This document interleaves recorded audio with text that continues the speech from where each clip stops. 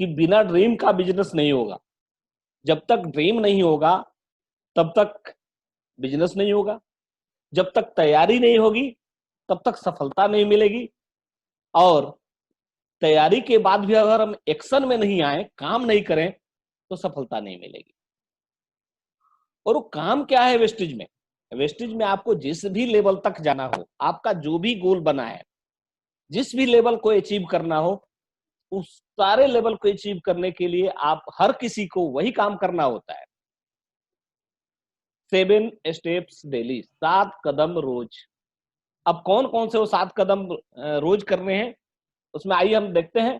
पहला कदम है सभी प्रोडक्ट का उपयोग करना, यूज द प्रोडक्ट्स। अगर हम वेस्टेज बिजनेस में एक अच्छी ऊंचाई तक जाना चाहते हैं, सफल होना चाहते हैं, तो हमें वेस्टेज के प्रोडक्ट्स, सारे प्रोडक्ट्स, वो सारे प्रोडक्ट जो हमारे घर में इस्तेमाल हो सकते हैं, वो हमें करना है, सारे प्रोडक्ट।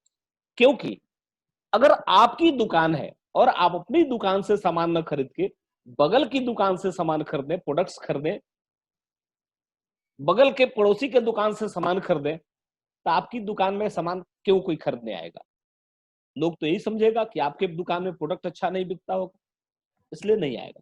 इसलिए जरूरी है कि आपको अपने सारे प्रोडक्ट इस्तेमाल करना। दूसरी बात कि अगर आप प्रोडक्ट इस्तेमाल करेंगे तभी तो उसकी क्वालिटी, उसकी खासियत को जान पाएंगे। उसमें क्या क्वालिटी है, क्या गुण है, ये तभी आप जान पाएंगे जब आप अपने प्रोडक्ट को इस्तेमाल करें। और अगर प्रोडक्ट आपने इस्तेमाल नहीं किया तो आपको अपने प्रोडक्ट पर विश्वास नहीं होगा। प्रोडक्ट इस्तेमाल करने से आपका प्रोडक्ट पे विश्वास बढ़ेगा, क्योंकि प्रोडक्ट ये पता चलेगा कि प्रोडक्ट की क्वालिटी अच्छी है, और जब ये विश्वास आपको हो जाएगा तो आप दूसरे को भी बेहतर तरीके से उसको विश्वास दिला पाएंगे, प्रमोट कर पाएंगे। इसलिए जरूरत है कि आपको अपने सारे प्रोडक्ट यूज करें। नहीं तो आपने स्पुरुलिना नहीं खाया और किसी को स्पुरुलिना प्रमोट किए, अब वो स्पुरुलिना तो ले लिया लेकिन कहा कि भाई स्पुरुलिना खाते हैं तो हमको कमजोरी हो जाती है, तो आपके पास क्या जवाब होगा? मन में कहीं ना कहीं एक डाउट आएगा कि क्या वास्तव में स्पुरुलिना खाने से कमजोरी होती तो नहीं है। लेकिन अगर आपने स्पुरुलिना का सेवन किया होगा तो आपको पता होगा कि स्पुरुलिना में कितनी ताकत है, कितनी एनर्जी है, तो आप डट के कह सकते हैं, विश्वास के साथ कह सकते हैं कि क्या बात करते हो यार, मैं खुद उसका उपयोग करके देखता हूं, काफी एनर्जेटिक रहता हूं और काफी स्टेमिना बढ़ाता है। इसलिए जरूरत है आपको अपने सारे प्रोडक्ट का इस्तेमाल करना। सर जी, वेस्टेज का शॉप आपका है, ये आपका बिजनेस है, आपकी दुकान है, तो आप अपने दुकान से प्रोडक्ट क्यों नहीं खरीदेंगे? अब दुकान आपकी दुकान में दुनिया का टॉप पेस्ट बिक रहा है, टॉप साबुन बिक रहा है, और आप बगल की दुकान से लक्स, लाइफ बॉय वगैरह खरीदेंगे, कोलगेट खरीदने जाएंगे, तो फिर आपका डेंटास्योर क्यों कोई इस्तेमाल करेगा? इसलिए अगर इस बिजनेस में सफल होना है, इस बिजनेस में आगे बढ़ना है, लोगों को विश्वास दिलाना है, क्योंकि विश्वास तभी दिला पाएंगे जब आपको खुद विश्वास होगा, तो आपको अपने सारे प्रोडक्ट उपयोग करना पड़ेगा, यूज करना पड़ेगा। आगे दूसरा है प्रोडक्ट्स की लोगों से चर्चा करना, यानी शेयर द प्रोडक्ट्स। जब आप प्रोडक्ट्स यूज करेंगे तो हमारा एक स्वभाव है, मनुष्य का, मानव का एक स्वभाव है कि जब भी हमें कोई चीज अच्छी लगती है, हमें पसंद आती है, तो उसकी चर्चा हम लोगों से करते हैं। मुझे याद है हम लोग स्टूडेंट लाइफ में जब पढ़ते थे, कोई सिनेमा देख के आएंगे और अच्छे, जब पसंद आ जाएगा, अच्छा लगेगा, तो अपने 2 4 10 20 दोस्तों से जरूर बोलते थे, यार गजब का फिल्म है, जाकर जरूर देख लेना। वो प्रोड्यूसर, डायरेक्टर, वो सिनेमा हॉल का मालिक भी हमको नहीं जानता है, हमको नहीं पहचानता है, लेकिन फिर भी हम उसके प्रोडक्ट की तारीफ करते थे, लोगों से चर्चा करते थे। अगर कोई बेनिफिट नहीं है फिर भी चर्चा करते थे। अगर चर्चा करने से कुछ बेनिफिट मिलने वाला है तो फिर क्यों नहीं चर्चा करेंगे? और सर, चर्चा करने से सबसे ज्यादा पैसा आता है। कुछ लोग आते हैं इस बिजनेस में और सोचते हैं कि हम लोगों से सामान बेच दें, ये प्रोडक्ट्स बेचने का बिजनेस नहीं है, ये एडवर्टाइज करने का बिजनेस है, चर्चा करने का बिजनेस है। और सही बात है कि दुनिया में अगर पैसा कमाना है तो कुछ बेचना पड़ेगा, लेकिन ज्यादा पैसा कमाना है तो आपको लोगों से चर्चा करना पड़ेगा।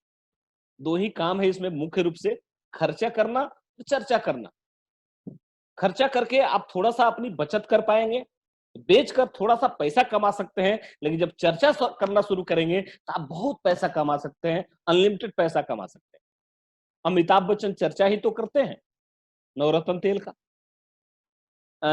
शाहरुख खान, आमिर खान, अक्षय कुमार, माधुरी दीक्षित, दीपिका पादुकोण, ये सब लोग किसी न किसी प्रोडक्ट की चर्चा करते हैं टीवी पर आकर, और उसके बदले में उन लोगों को बहुत सारा पैसा देती है वो कंपनियां।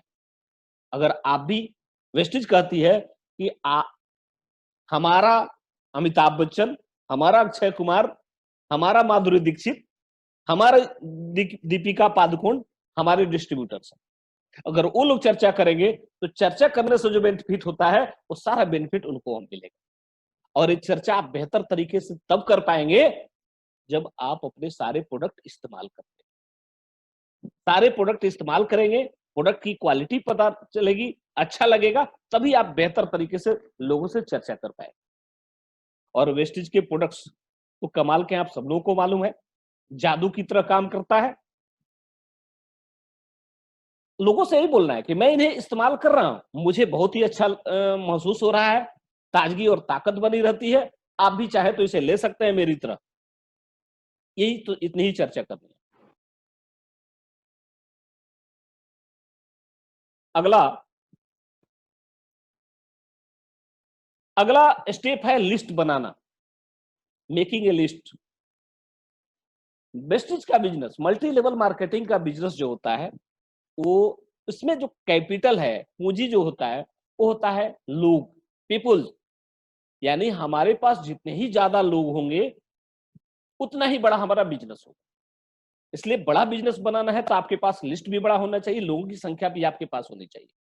इसलिए उन लोगों की लिस्ट बनानी है जिनको हम प्लान दिखाना चाहते हैं, अपने मित्रों, परिचितों, रिश्तेदारों और पड़ोसियों की लिस्ट बनानी है। लिस्ट बनाने के समय एक बात का ध्यान रखना है कि ये प्रीजज नहीं करना है, पूर्वानुमान नहीं लगाना है कि ये आदमी प्रोडक्ट यूज करेगा या नहीं करेगा, ये आदमी वेस्टेज का व्यवसाय करेगा या नहीं करेगा।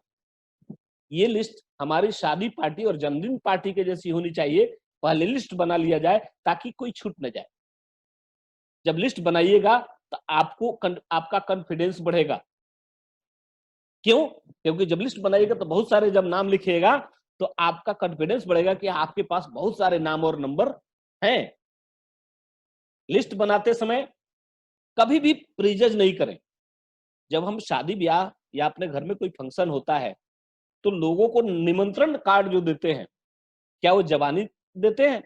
क्या वो ऐसे ही यादगारी के अनुसार नाम लिखते हैं कार्ड पर? नहीं, उसकी एक पहले से बनी बनाई लिस्ट होती है जिसके अनुसार हम उस कार्ड पर नाम लिखते हैं, क्योंकि कोई छूट ना जाए। अगर छूट गया तो कल को कंप्लेन आता है।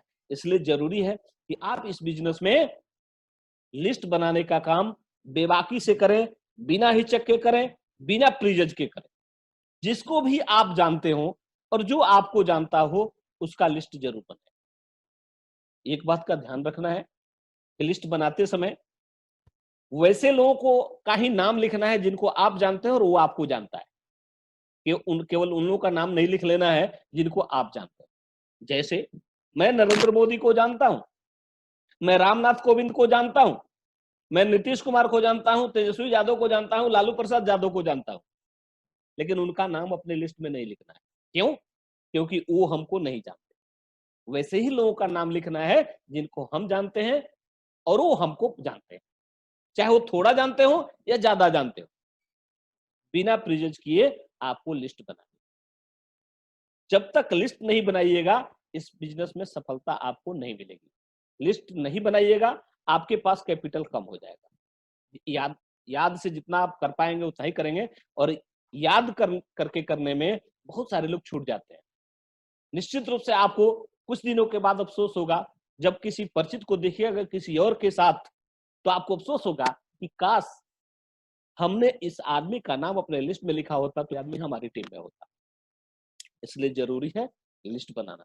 लिस्ट बनाने के कोई कुछ खास फॉर्मूले भी होते हैं। उसके लिए अपने अपलाइन से संपर्क करिए। फ्रेंड्स नाम से लिस्ट बनता है। एफ से फ्रेंड, आर से रिलेटिव्स, आई से इंस्टीट्यूशन, ई से एम्प्लाई, एन से नेबर यानी पड़ोसी, डी से डॉक्टर्स, एस से स्ट्रेंजर।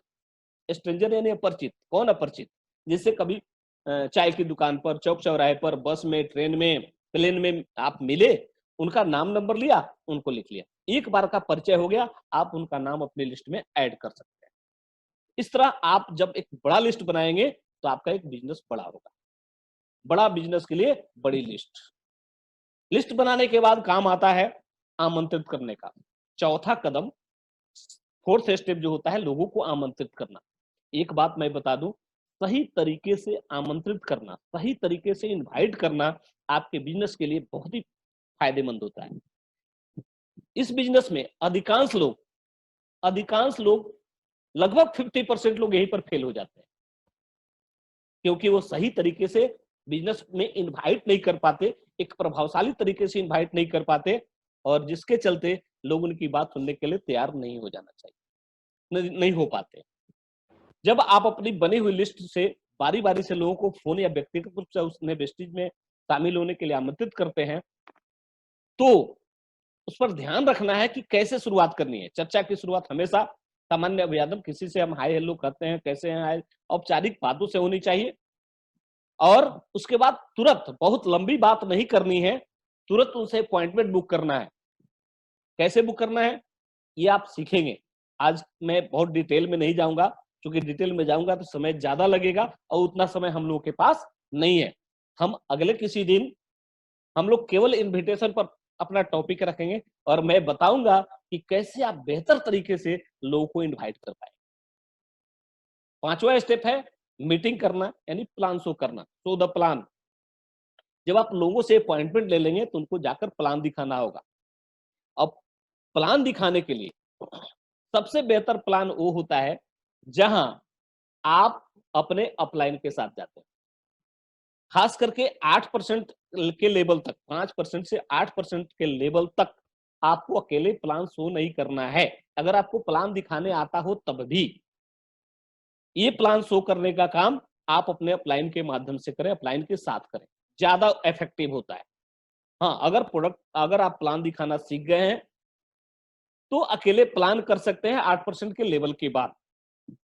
प्लान शो करने में क्या करना होता है, थोड़ा सा अपने बारे में बताना होता है शुरुआत में कि हाँ आपने इस बिजनेस को क्यों शुरुआत किया, कैसे शुरुआत किया, प्रोडक्ट की जानकारी देनी है, बिजनेस प्लान के बारे में बताना है, और मैक्सिमम 30 से 35 मिनट में अपने प्लान को खत्म करना है। 1-to-1 प्लान 30 से 35 मिनट से ज्यादा नहीं होना चाहिए। और मीटिंग के अंत में प्लान दिखाने के बाद में सबसे पहले एक क्वेश्चन और जरूर पूछें कि आपको इस प्लान में क्या अच्छा लगा, प्रोडक्ट अच्छा लगा या बिजनेस प्लान।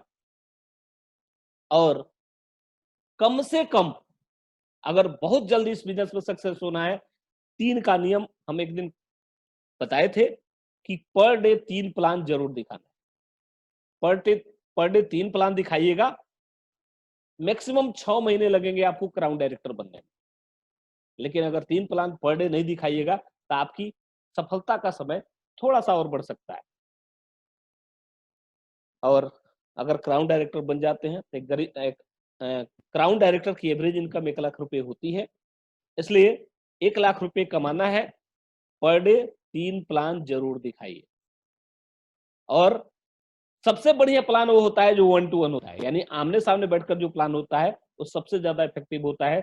इसलिए कभी भी अगर समय और माहौल उसके अनुसार नहीं हो तो होम मीटिंग और ओपन मीटिंग पर डिपेंड मत रहिए। 1-to-1 प्लान से सबसे ज्यादा ज्वाइनिंग होती है, सबसे ज्यादा इफेक्टिव होता है, सबसे ज्यादा लोग समझ पाते हैं। 1-to-1 से सबसे ज्यादा तेजी से बिजनेस बढ़ता है, उसके बाद होम मीटिंग से भी व्यवसाय तेजी से बढ़ता है। छठा स्टेप यानी 6th स्टेप जो है डेली का, 7 स्टेप डेली का 6th स्टेप जो है वो है टीम के रूप में काम करना। आप जिनको भी प्लान दिखाए, ज्वाइन कराए, वो आपकी टीम में आ गए। अब आप टीम वर्क के रूप में काम करना है। टीम के रूप में कैसे काम करना है, किसी को जब ज्वाइन कराइए तो जो चीज आपका अपलाइन आपको सिखाया वही चीज आपको अपनी टीम में सिखाना।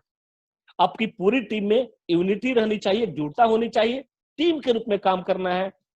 और अगर ऐसा आप किए तो आप हमेशा आगे बढ़ते जाएंगे। जब आप टीम के रूप में काम करेंगे, पूरी टीम का गोल एक होगा, तो आप निश्चित रूप से तेजी से अपने मंजिल की ओर आगे बढ़ेंगे और पहुंचेंगे। हमेशा एक दूसरे से सहयोग की भावना रखिए। टीम के रूप में काम करना बहुत ही जरूरी होता है। अपलाइन चले इधर और डाउन लाइन चले उधर, तो सफलता न अपलाइन को मिलेगी न डाउन लाइन को मिलेगी। इसलिए सहयोगात्मक रवैया के साथ इस बिजनेस को करना है। पूरी टीम में एकजुटता होनी चाहिए, सहयोग का की भावना रहनी चाहिए, तब आप इस बिजनेस में जल्दी कामयाब हो सकते हैं, तेजी से कामयाब हो सकते हैं। और 7 स्टेप, डेली का 7वां स्टेप है फॉलो अप या संपर्क में रहना। आपकी टीम में जितने आपके डाउनलाइन हैं, वो आपके बच्चों की तरह है, चाहे वो भोक्ता हो या आपके डाउनलाइन, सभी के संपर्क में सदैव रहना जरूरी है। हमेशा संपर्क में रहना चाहिए। आपने जिसे भी प्रोडक्ट दिए हैं, किसी को आपने प्रोडक्ट दिया है, तो उस फोन पर या जाकर, अगर नजदीक है तो जाकर, नहीं तो फोन पर भी जरूर कांटेक्ट करिए।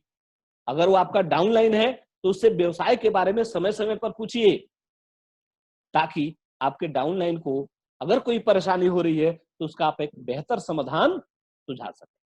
जब आप टीम के लोगों से बात करते रहते हैं, टीम में उत्साह बना रहता है, एक्साइटमेंट बना रहता है, और आप हमेशा आगे बढ़ते जाते हैं। तब फॉलो अप में एक और काम आता है, जिसे आपने किसी को प्लान दिखाया और वो प्लान देखने के बाद कहा कि चलिए हम इसके बारे में सोचेंगे, तो उस आदमी को 24 से 48 घंटे के अंदर में पुनः फॉलो अप करना है। सबसे बेहतर फॉलो अप होता है मिलने के बाद। प्लान दिखाया, अगर नहीं ज्वाइन किया, 24 से 48 घंटे के अंदर उससे दोबारा फिर मिलिए। लेकिन अगर पहली बार में इंटरेस्टेड नहीं हुआ तो दूसरी बार वो आपसे आपको अपॉइंटमेंट नहीं देना चाहेगा। तो उस अपॉइंटमेंट का एक बहाना है कि जब भी आप किसी को प्लान दीजिए, तो वहां पर कुछ ना कुछ अपना टूल्स मटेरियल छोड़ दीजिए। जैसे प्रोडक्ट का बुकलेट छोड़ दीजिए कि लीजिए इसको पढ़िएगा, हम बाद में आपसे मिलकर ले लेंगे। कुछ प्रोडक्ट दे दीजिए कि चलिए और कुछ नहीं तो इस प्रोडक्ट को एक बार यूज करिए, अच्छा लगेगा तब दोबारा खरीदिएगा, पैसा ले लीजिए, फ्री में मत दीजिएगा। और टूल्स अगर छोड़ जाते हैं, एक पेज भी छोड़ जाते हैं कि ये पेज हमको फिर वापस लेना है, तो आपके पास एक बहाना रहता है एक कि आप उससे मिलें, ये कहकर कि नहीं मैं अपने टूल्स के लिए मिलने वाला हूं। और इस तरह अगर आप फॉलो अप करेंगे, ये सातों कदम पूरा होगा, और सातों कदम रोज अगर करेंगे तो आप अपने बिजनेस में अपने टीम के साथ, अपने डाउनलाइन के साथ, पूरी टीम के साथ आप आगे बढ़ते जाएंगे, आगे बढ़ते जाएंगे और आगे बढ़ते जाएंगे, और जल्दी से जल्दी अपनी इच्छित सफलता को प्राप्त कर पाएंगे। जो आपने गोल बनाया, जो टारगेट बनाया, अगर ये सातों काम आप रोज करेंगे तो वह टारगेट आपका जल्दी से जल्दी अचीव होगा।